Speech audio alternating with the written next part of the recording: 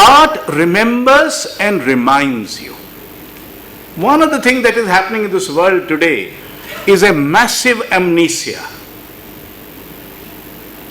All knowledge is local, personal, are being made to be looked at as if they are redundant, that they are unuseful. In fact, there is almost a conspiracy, what John Berger calls delocalization the world. So locations are only locations for tourist purposes, but they had no other purpose. They would not be those sources of local memory, local knowledge, local resonances which they used to be. And art reminds you there have been people before you, that you are not the only ones, because we are being made to live in an eternal present, as if there is no past, as if there is going to be no future. We must rejoice because today here we are, and let us feel very happy that we are here. That's all. Forget about the past, forget about the future, because there is no past and no future which matters to this eternal present which is being created by the electronic media, which is being created by everybody. And what is happening while you are doing all this is, we as Homo sapiens had some defining features, and one of them was that we have memory.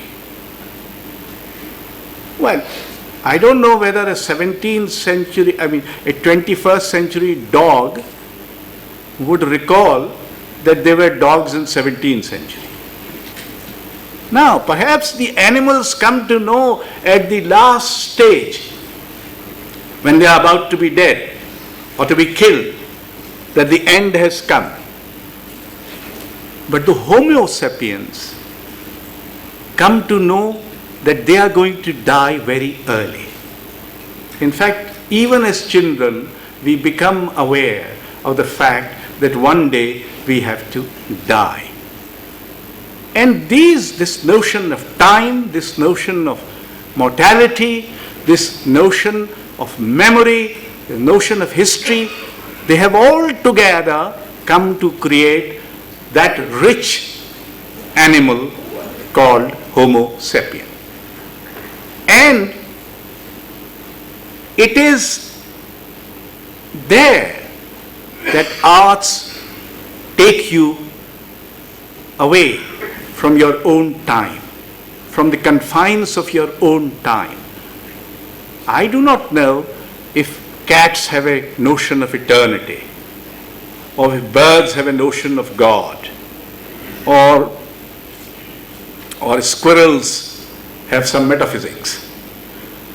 It might be that they have their own version of God and time and metaphysics, but for the time being, since we do not know enough, we should presume in our human arrogance that it is only we who have memory, who have metaphysics, who have spirituality, who have this notion of mortality, a notion of time, therefore a notion of eternity.